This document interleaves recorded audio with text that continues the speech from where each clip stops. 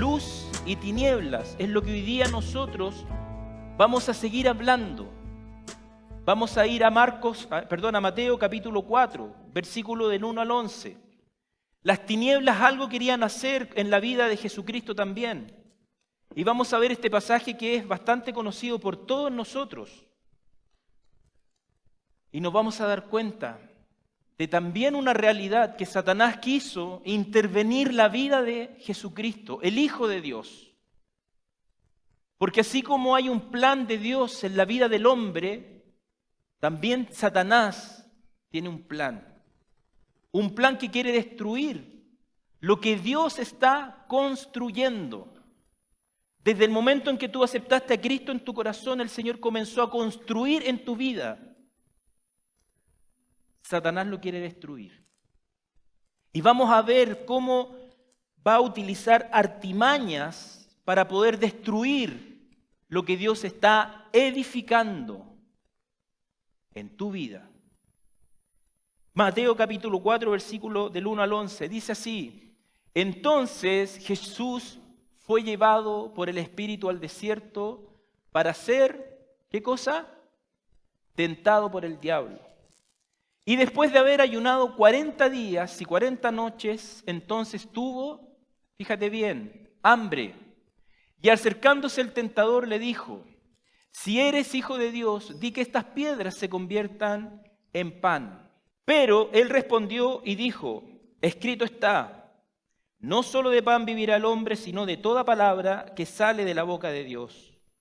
Entonces el diablo le llevó a la ciudad santa y le puso sobre el pináculo del templo y le dijo: Si eres hijo de Dios, lánzate abajo, pues escrito está, a sus ángeles te encomendará y en las manos te llevarán, no sea que tu pie tropiece en piedra. Jesús le dijo: También está escrito, no tentarás al Señor tu Dios. Otra vez el diablo le llevó a un monte muy alto y le mostró todos los reinos del mundo y la gloria de ellos. Y le dijo: Todo esto te daré si postrado me adoras.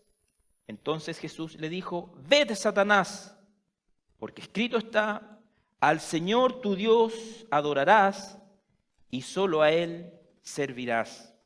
El diablo entonces le dejó, y he aquí ángeles vinieron y le servían.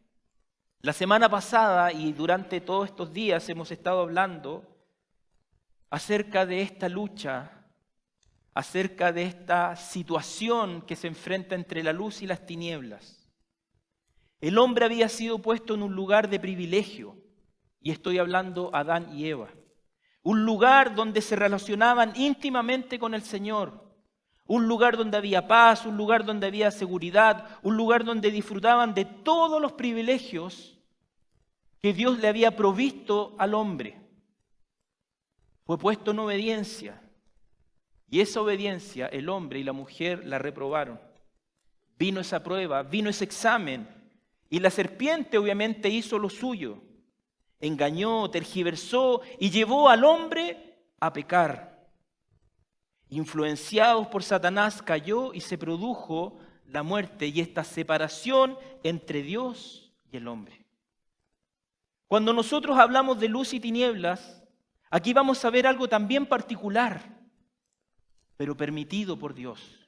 Satanás osó tentar al mismo Señor Jesucristo, utilizando las mismas artimañas que había realizado, ¿cierto?, en el Edén, ofreciendo cosas que a él no le pertenecen, tergiversando la palabra de Dios, mintiendo y tratando de destruir el plan de Dios, este plan de redención, obviamente para la humanidad. Hoy día nosotros vamos a ver en 3 puntos cómo Satanás utiliza un lugar específico, cómo utiliza artimañas, pero también vamos a ver algo que es maravilloso, que tiene que ver con la victoria. Si tú piensas en una disciplina deportiva, hay toda una preparación del hombre. Hay un lugar específico para poder desarrollar esa disciplina. Y en la mente del hombre está alcanzar la victoria. Si alcanza la victoria y el equipo gana, o el deportista vence, hay alegría, hay gozo, ¿cierto? Porque logró la meta. Pero cuando no alcanza, hay frustración, hay tristeza. Y nosotros vamos a ver cómo la palabra de Dios a través de su Hijo Jesucristo nos lleva obviamente a la victoria. Entonces, dice el versículo 1, Jesús fue llevado por el Espíritu al desierto. ¿Para qué? El texto lo dice, para ser tentado por el diablo. Este acusador, este calumniador. Y después de haber ayunado 40 días y 40 noches, dice, entonces tuvo hambre. Jesús descendió del cielo, vino a nosotros, se identificó contigo y conmigo. Entendió la necesidad del hombre. Creció como cualquier niño, pero una diferencia mayor, importante, superior. Siempre fue inocente y sin pecado. La escena de la tentación obviamente no fue muy distinta a la del Edén en cuanto a la forma que Satanás aplicó la tentación, ¿cierto?, en Jesucristo. Dijimos que Dios había puesto al hombre y a la mujer en un lugar de privilegios inigualable. Un tiempo de paz, un tiempo de tranquilidad, donde estaban en comunión con Dios, donde había paz, seguridad, santidad, y había estaban libres y completamente de pecado y de maldad. Muy distinto al Señor. Jesús se encontraba en un mundo contaminado por el mal.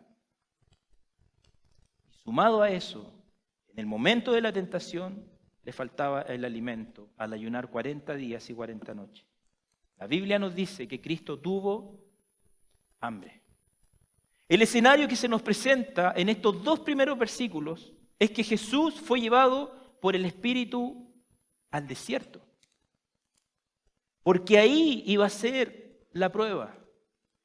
¿Para qué? ¿Por qué fue llevado al desierto? Porque ahí iba a ser el lugar para poder tentarle. ¿Y cuál es la idea de la tentación? ¿Por qué fue llevado para ser tentado? Lo hemos dicho muchas veces, lo hemos repetido y lo voy a seguir repitiendo los domingos que quedan, para romper la comunión con Dios. Y en este caso específico de Jesucristo, romper el plan salvífico que el Señor tenía para la humanidad. Dios nunca, hermanos, es el agente de la tentación. No lo hizo con Eva, no lo hizo con Adán, no lo hizo con Job y tampoco lo iba a hacer con Jesucristo. Santiago capítulo 1 versículo 13 dice que nadie diga cuando es tentado, soy tentado de parte de Dios, porque Dios no puede ser tentado por el mal. Y Él mismo no tienta a nadie. La Biblia muestra que Jesucristo fue tentado en absolutamente todo. Hebreos capítulo 4 versículo 15 dice, porque no tenemos un sumo sacerdote que no pueda compadecerse de nuestras flaquezas, sino uno que ha sido tentado en todo como nosotros. Pero hay una diferencia, santidad sin pecado. Hebreos capítulo 2, versículo 18 dice, pues por cuanto él mismo fue tentado en el sufrimiento, es poderoso para socorrer a los que son tentados. Ya estamos viendo solución frente a la tentación. Dios permitió la tentación en Jesucristo para identificarse con el hombre. El Señor no necesitó ser tentado para mostrar obediencia o fidelidad a Dios. Simplemente la tentación de Jesucristo nos va a mostrar su carácter santo y sin pecado. Eso es lo que nos va a mostrar la tentación hoy día. Va a mostrar su victoria frente a Satanás. Cristo no podía ser vencido por Satanás. Jesucristo fue puesto en un lugar de desierto. ¿Qué te viene a la mente cuando hablamos de desierto? ¿Cuánto tiempo estuvo el pueblo de Israel en el desierto? Un lugar de una prueba. lugar para muchos de aflicción, donde el hombre reclamaba, era mejor estar en el otro lugar, no entendiendo que la provisión venía de Dios, quejándose continuamente por las situaciones que le tocaba vivir. Quizás no está muy lejano a lo que pasa con nosotros, que nos quejamos, que nos quejamos, que nos quejamos, no entendiendo que Dios es soberano, que Dios provee. El desierto en la Biblia es un lugar de prueba, donde el pueblo simplemente debía manifestar una cosa, que es la obediencia. En ese lugar del desierto viene este tentador. La Biblia dice, para ser tentado por el diablo. El plan perfecto del Padre en la vida de Jesucristo era llevarlo a este lugar de prueba, a este lugar del desierto. La tentación aparece en la Biblia. Los hijos de Dios somos tentados. Y este mismo Satanás, lo dije al principio, osó tentar al Señor. ¿Cuál es la diferencia entre la tentación nuestra con la tentación de Satanás? Que Satanás fue tentado de una manera severa y fue tentado por él mismo y directamente Satanás. Y Jesucristo fue soportando y resistiendo cada una de las tentaciones. ¿Cuál es la meta de la tentación? ¿Por qué el enemigo quiere venir y tentar tu vida y hacerte caer? ¿Y de qué formas va a utilizar la tentación para poder persuadir, para poder convencer a la persona a pecar y hacer lo malo delante de los ojos de Dios? Va a comenzar con sutilezas. ¿Sabes lo que va a hacer? Te va a llevar a descuidar tus hábitos cristianos. Dejo el devocional para más tarde. Y ese más tarde no llega. No me voy a meter hoy día a clases porque estoy cansado y pierdo la bendición del aprendizaje. No voy a ir a congregarme si total puedo ir el próximo domingo. Pequeñas sutilezas que nos van desafiando y dejamos nuestros hábitos cristianos.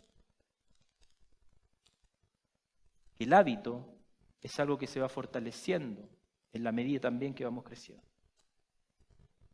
Usted tiene un hábito, y yo sé que los que se han juntado conmigo últimamente lo hemos conversado. Usted tiene un hábito, y yo estoy seguro que, no voy a decir el 100%, me puedo equivocar, pero el 99,9% de los que estamos aquí, tomamos nuestro escobilla dental, tomamos nuestra pasta dental y en algún momento nos lavamos los dientes. Es un hábito, usted lo hace a diario.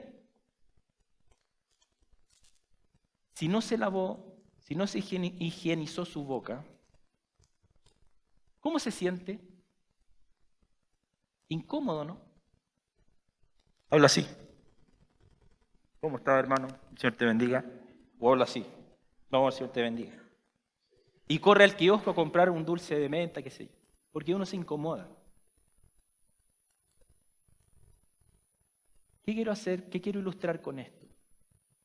El no tomar la Biblia, el no realizar nuestros hábitos cristianos, nos debiera incomodar. No nos debiéramos sentir tranquilos al no tener nuestros tiempos de oración con el Señor, al no tener nuestro tiempo de intimidad con el Señor, al no tener nuestros tiempos de lectura con el Señor. Siempre cuando me reúno con personas, lo primero que le pregunto, ¿cómo te habló Dios esta semana? Porque si nosotros pensamos en la Iglesia Bautista Villanueva, lunes tenemos academia, martes tenemos oración, martes también están las mujeres en la academia, miércoles tenemos oración, jueves, al principio del semestre, están el libro, los viernes se reúnen los varones y también los matrimonios, los sábados se reúnen las siervas y también los jóvenes. Los domingos tenemos la enseñanza, ¿cierto?, de la predicación, tenemos la enseñanza bíblica familiar. Hay alimento. ¿Cómo te habló Dios esta semana? ¿Qué versículo golpeó tu corazón? ¿Con qué versículo Dios te habló? ¿Con qué versículo el Señor te fortaleció, te animó, te levantó? ¿Con qué versículo? Cuando perdemos nuestros hábitos cristianos, dejamos de consumir la palabra del Señor. te va a llevar a perder el interés por la obra del Señor. Hay invitaciones. Aquí el pastor recién, junto con César, esa voz en off, como Patito Fresh en la antigüedad, los que son más... Me encantó la voz en off, pastor Jensen, me encantó. Hay actividades. Que vayan otros. Yo la verdad que trabajé hasta tarde, así que no voy a participar. Esta vez, paso. Pierdes el interés. Pierdes el interés. Satanás es tan astuto que te lleva a guardar malos pensamientos en tu corazón. Porque hoy día tuviste un conflicto con un hermano. Porque hoy día tuviste un conflicto con un familiar. Porque un día tuviste un conflicto con un compañero de trabajo. Entonces le voy a quitar el habla. No quiero saber más de él. Dejas de orar por esa persona.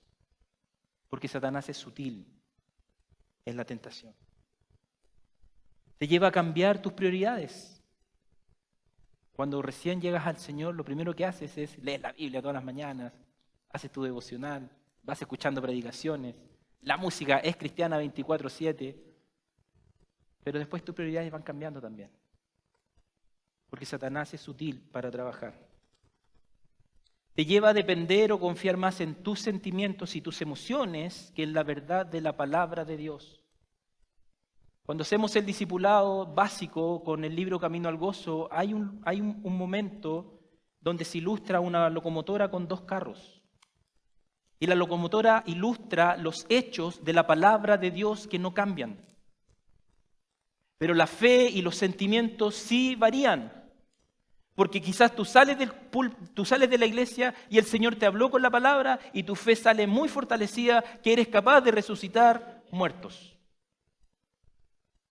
Pero llega el día lunes y te enfrentas a un problema y tu fe decae. Ya no siento lo mismo que sentía ayer en el culto. Pero el hecho de la palabra de Dios no cambia. La verdad de la palabra de Dios no cambia. El Señor habló y el Señor sigue dando resultados en cuanto a su palabra. La tentación te va a llevar ya sea a pecar de manera visible ante los ojos de los demás, o pudiera ser un pecado en tu mente que solamente el Señor puede ver. Cuando me reúno con hermanos, yo le digo, tú me puedes engañar y me puedes mentir y no hay problema. Pero a Dios no. A Dios no. Y esas sutilezas son las que el enemigo utiliza para que te desvíes del camino del Señor. La tentación te va a llevar a que tus emociones te controlen en vez de que sea la palabra del Señor. Entonces podemos descubrir que Satanás utilizará cualquier cosa, cualquier herramienta, cualquier artimaña para que el creyente peque y haga lo malo delante de los ojos de Dios. No va a escatimar en gastos, no va a escatimar en recursos para hacerte caer, incluso ofreciendo lo que no es de Él. Cuando Jesucristo confirmó su ministerio siendo bautizado, ¿cierto? Donde simbólicamente se pone en el lugar del hombre y el bautismo venía este bautismo de arrepentimiento para comenzar una nueva vida donde los pecados son sepultados. Cuando comenzó este ministerio público, ahí Satanás quiere interferir y los medios que va a utilizar son variados. Necesita meter información en la mente de Cristo para poder hacerlo caer. Y frecuentemente va a hacer eso. Persistentemente va a poner información errónea en nuestras mentes para hacer caer. ¿Te hará pensar que el pecado no es malo? Porque siempre el pecado se muestra como algo bueno y agradable ante los ojos de Dios. La experiencia de Satanás en la tentación fue real. La palabra de Dios lo dice. El diablo se le insinuó, puso sobre su mente ideas y Satanás quiso hacer entender que haciendo algo ilícito, que a través de la desobediencia podía conseguir un resultado beneficioso para la vida. Dios permitió que Jesús fuese tentado. en la parte, ¿cierto?, de la experiencia de la humanidad de Cristo. Satanás en su astucia prepara el lugar de la tentación. Tú sabes dónde eres tentado. Tú sabes cuáles son tus debilidades. Y el enemigo se prepara, él sabe el cuándo, el dónde y el cómo atacar. La tentación de José, dice, sucedió después de estas cosas, que la mujer de su amo miró a José con deseo y le dijo, acuéstate conmigo. Hay un lugar preparado para la tentación. Génesis 39:7. La tentación de David, dice, y al atardecer David se levantó de su lecho y se paseaba por el terrado de la casa del rey. Y desde el terrado vio a una mujer que se estaba bañando y la mujer era de aspecto muy hermoso. Un lugar preparado para la tentación. David no venció la tentación.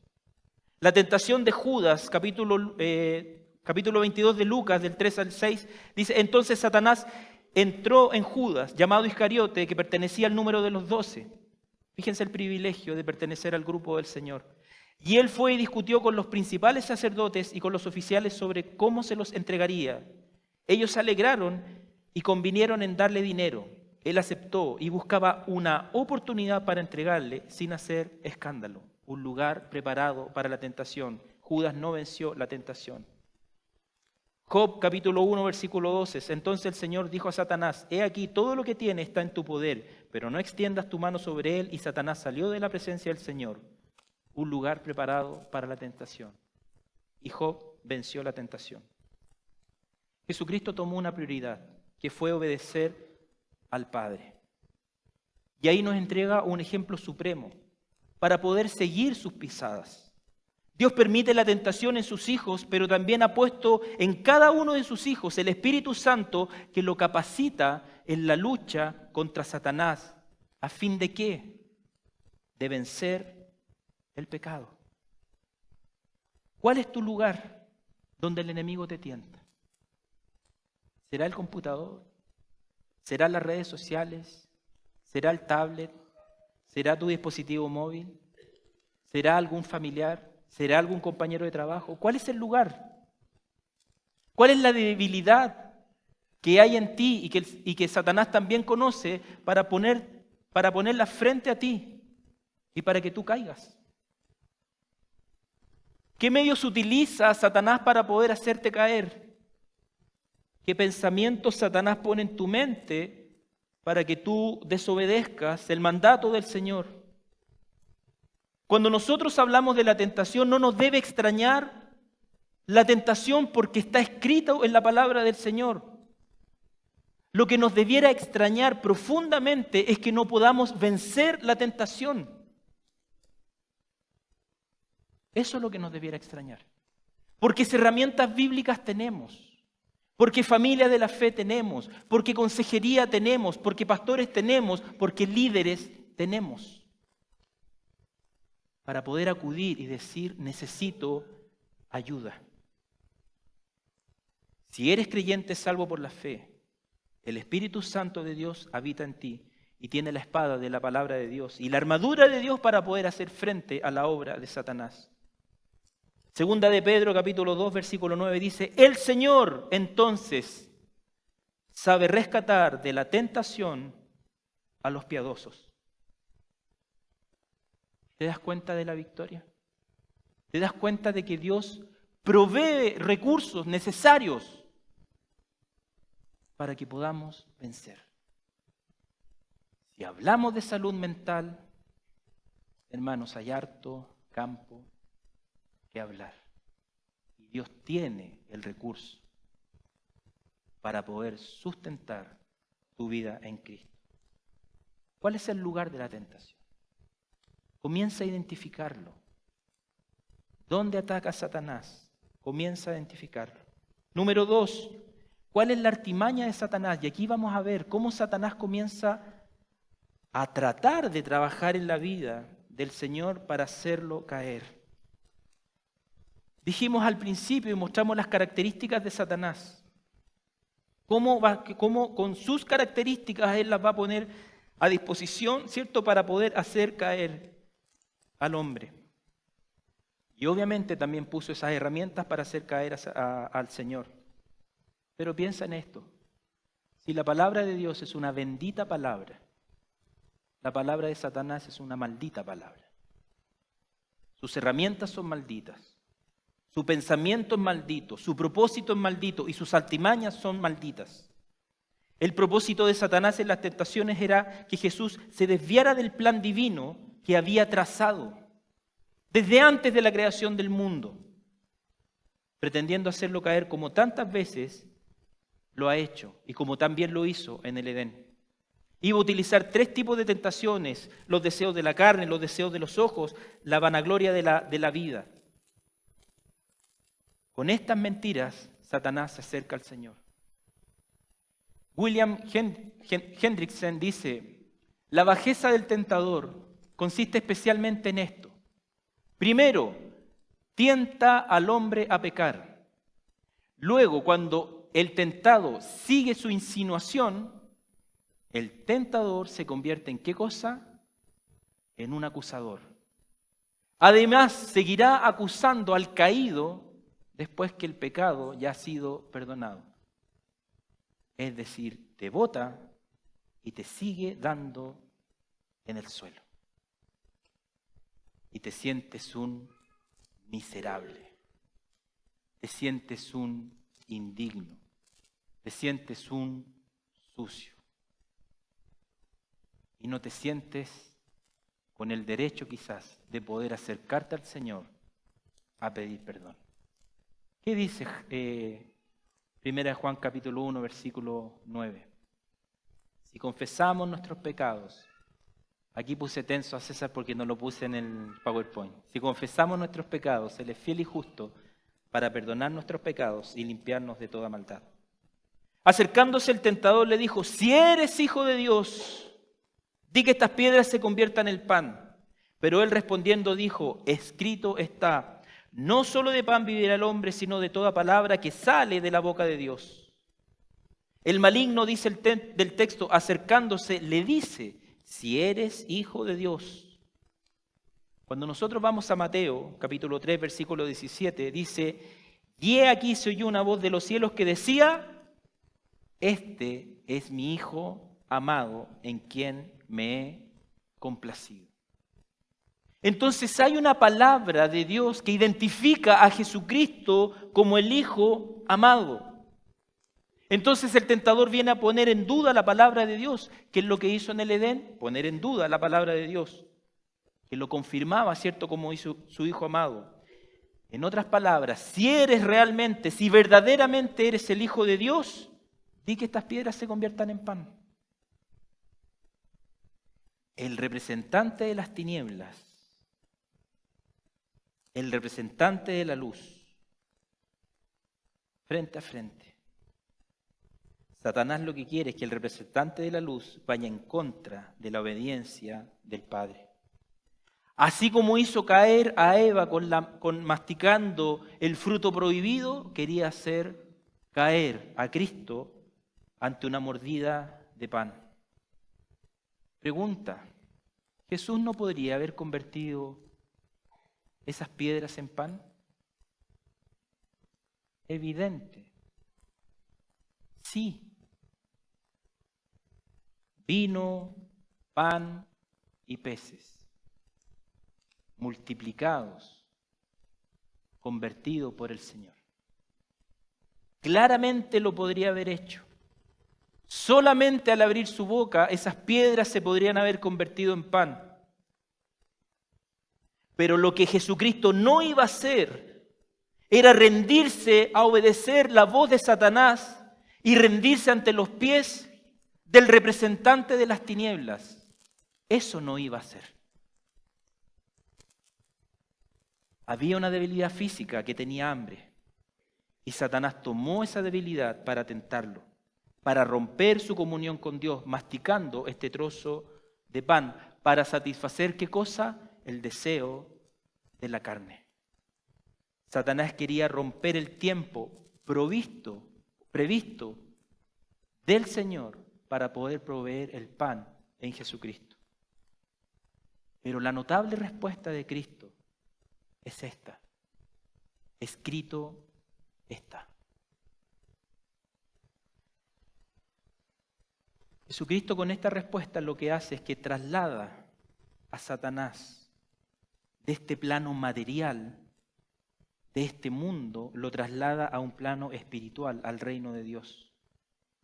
El alimento que el Señor estaba consumiendo en ese momento era un alimento espiritual, en comunión con el Padre. Y de ese pan espiritual el Señor se estaba nutriendo, sustentando y fortaleciendo.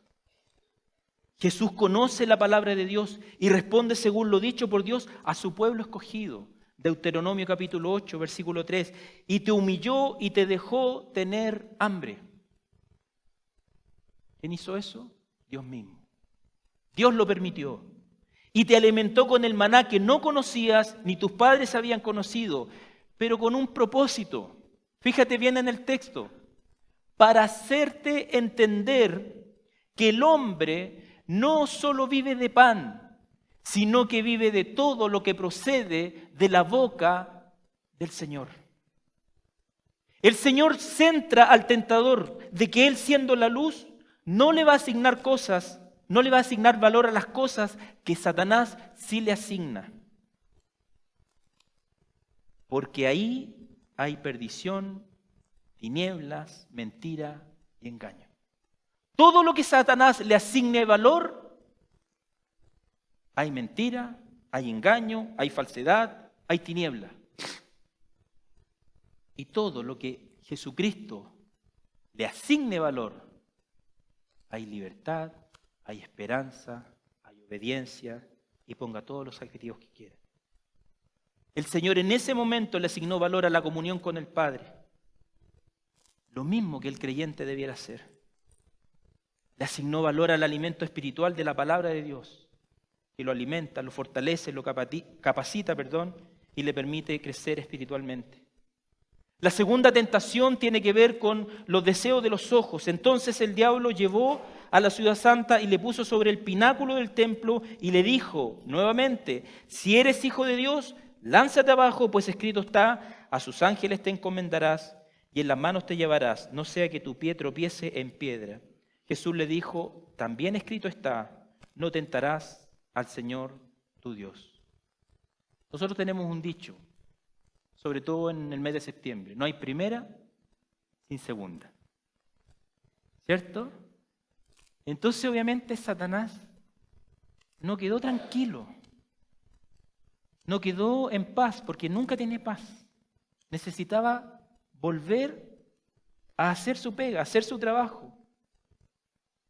Y en cada tentación lo que hace Satanás es que quiere dejar en entredicho la palabra de Dios. Nuevamente en esta tentación pone en la herramienta, ¿cierto? Pone el recurso de la duda. Si eres hijo de Dios, en otras palabras, compruébalo, demuéstralo. Flavio Josefo, judío historiador, dice: el pináculo del templo al parecer era uno de los 4 ángulos de los pórticos del templo. Sobre el torrente de Cedrón tenía una altura de sobre 100 metros de altura. Decía que en ese lugar había peligro de sufrir vértigo mirando desde arriba hacia el torrente. El pináculo del templo es considerado como un lugar especialmente alto. Desde ahí se ve abajo el torrente de Cedrón y el monte de los olivos. La vista es preciosa. También llama la atención cuando se ve de Getsemaní y avanzando desde el torrente de Cedrón, se ve al final de la imponente muralla del templo. El diablo le propuso a Jesús una acción temeraria. Si eres el Hijo de Dios, en otras palabras, ver para creer, demuéstralo, porque tú estás bajo el cuidado del Padre.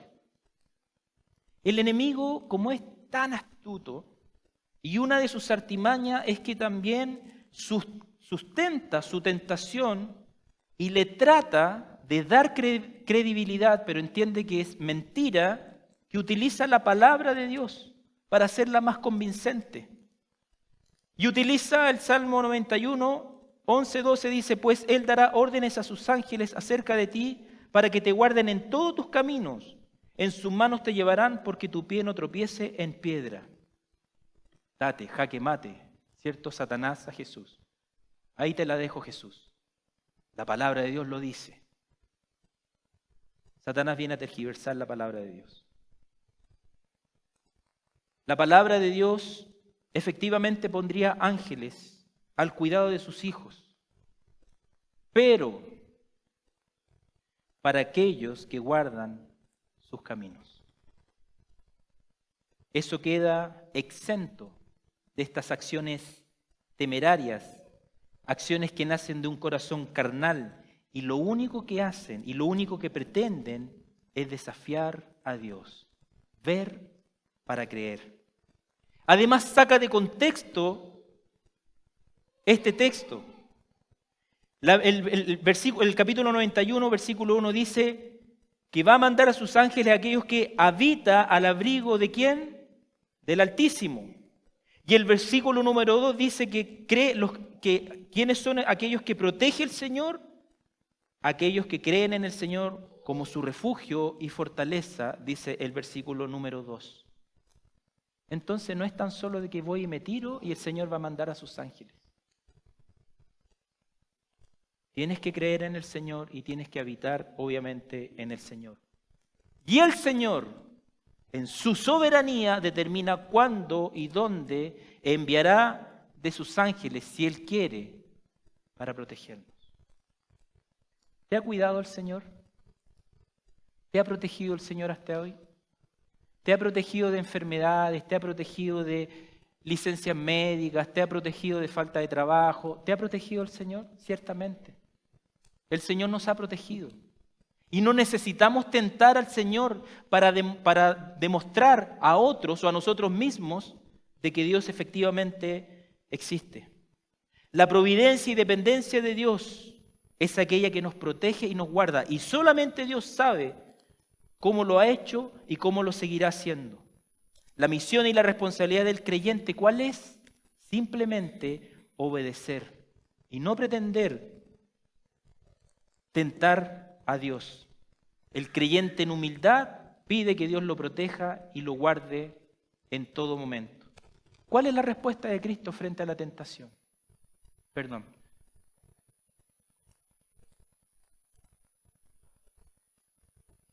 La Biblia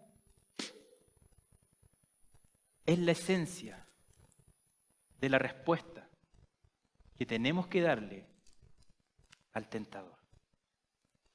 Es la Biblia, hermanos. La Biblia es la esencia de la respuesta del Señor al tentador. Nunca se te olvide que Jesucristo dice, escrito está. La luz de la respuesta de Dios resplandece en medio de las tinieblas. El tentador, ¿qué es lo que quería hacer? Que a toda costa Jesucristo se rindiera ante sus pies, haciendo ofrecimientos falsos. Pero como Cristo es el autor de la palabra de Dios, versículo 6 de Deuteronomio capítulo 16 dice, no tentaréis al Señor vuestro Dios. Si Jesucristo hubiese cedido ante esa tentación, ¿qué es lo que hubiese pasado? Hubiese incurrido en pecado, ya que estaría tentando a Dios a actuar como Satanás hubiese querido que actuara, y no en la soberanía que es un atributo de parte de Dios. Dios no debe ser tentado porque Él no necesita comprobar absolutamente nada. Todo está dicho, todo está revelado y todo está manifestado en la persona de Jesucristo. Segunda de Corintios capítulo 4 versículo 6, pues Dios que dijo que de las tinieblas resplandecería la luz, es Él que ha resplandecido, ¿dónde? En nuestros corazones para iluminación del conocimiento de la gloria de Dios en la faz de Cristo. Si queremos mirar la gloria de Dios, miremos a Jesucristo.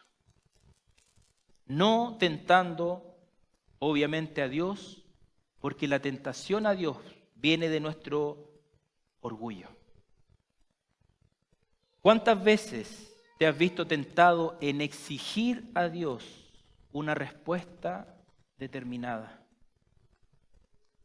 Eso es lo que las tinieblas quiere hacer. Te quiere tentar a decir que Dios debe responder como tú estás pidiendo. Mientras que el Hijo de Dios, mientras que el creyente que entiende su palabra, descansa en Dios. Descansa en su soberanía y descansa en su providencia. Descansa en su palabra y descansa en sus promesas. Porque solamente el Señor conoce tu verdadera necesidad. Todo lo que estás viviendo, Dios lo sabe. Todo lo que estás sintiendo, Dios lo sabe. ¿Y dónde vas a proveer la respuesta? En la palabra de Dios. Muchas veces Dios te va a decir, calla. Muchas veces Dios te va a decir, espera. Muchas veces Dios te va a decir, descansa. Y muchas veces Dios también te va a responder. Y ahí vamos a quedar obnubilados frente a la respuesta, obviamente, de Dios. Satanás no se cansa. 2 intentos de tentar al Señor y el enemigo persiste. La vanagloria de la vida. Versículo 8 y 9. Otra vez el diablo le llevó a un monte muy alto y le mostró todos los reinos del mundo y la gloria de ellos. Y le dijo, todo esto te daré si postrándote me adoras. Corazón, obviamente, orgulloso. Satanás en esta tentación fue más osado. Si te das cuenta, va en escala ascendente a llegar a pedirle al mismo Señor que se postrara a adorarlo. Porque el ofrecimiento de Satanás están completamente perdidos en la oscuridad, en las tinieblas y en la arrogancia de su corazón. Satanás lo que quiere es desvirtuar la palabra de Dios y el propósito de Jesús en la tierra. El tentador lo que hizo fue ofrecer a este mundo los reinos y la gloria de ellos. Primera de Crónicas dice, tuya es, oh Señor, la grandeza y el poder y la gloria y la victoria y la majestad en verdad. Todo lo que hay en los cielos y en la tierra, tuyo es el dominio, oh Señor, y tú te exaltas como soberano sobre todo. ¿Qué estaba ofreciendo Satanás? Algo que no le pertenece, algo que no es de él. Satanás ofrece libertad, ¿sabías? Si yo pregunto, ¿quién es Spencer Tunick? ¿Qué me van a decir ustedes? Spencer Tunick. ¿Ah? Un fotógrafo. Si yo te llevo al 2002, Parque Forestal, ¿qué se te viene a la mente? Cuerpos desnudos, corriendo para ser fotografiados. ¿Cuál era el mensaje? Libertad. Seamos libres. Esa es la mentira de Satanás. Y ha utilizado todos los recursos educacionales, sociales, políticos, económicos, por una vana gloria de la vida. ¿Quién verdaderamente te ofrece la libertad? Cristo. En Cristo hay libertad. Pero Satanás es astuto. Él sabe cómo hacer las cosas. Sigilosamente, para influenciar vidas y pervertir pensamientos. Porque esa obviamente es su pega. La tentación de Satanás parte por una mentira diabólica ofreciendo cosas que no le pertenecen y prometiendo cosas que no son reales. Porque ese desnudo no produjo libertad, produjo libertinaje. La Biblia dice que él, Satanás, es el príncipe de este mundo. Juan capítulo 12, 31, Juan 14, 30 y Juan 16, 11. El príncipe de este mundo, Satanás, influencia sobre los ideales, sobre opiniones, sobre metas, esperanzas y puntos de vista de la mayoría de las personas. Su influencia abarca filosofías, educación y comercios. Los pensamientos y las ideas, especulaciones y las falsas religiones del mundo están bajo su control y han surgido de mentiras, obviamente, y de engaños. El Padre envió a su Hijo para hacerse rey en este mundo. Y el propósito era un propósito completamente salvífico. Pero la arrogancia, obviamente, de Satanás era arrastrar al Señor a llenarse de orgullo, tomando como posesión los reinos y la gloria de ellos. Las posesiones, los bienes, la categoría social, el dinero, la posición profesional, el liderazgo provoca que la persona se sienta orgullosa de sí mismo y se vanagloríe. Porque esto lo he conseguido yo. Porque hasta aquí yo he llegado. Porque ya soy superior a todos ustedes.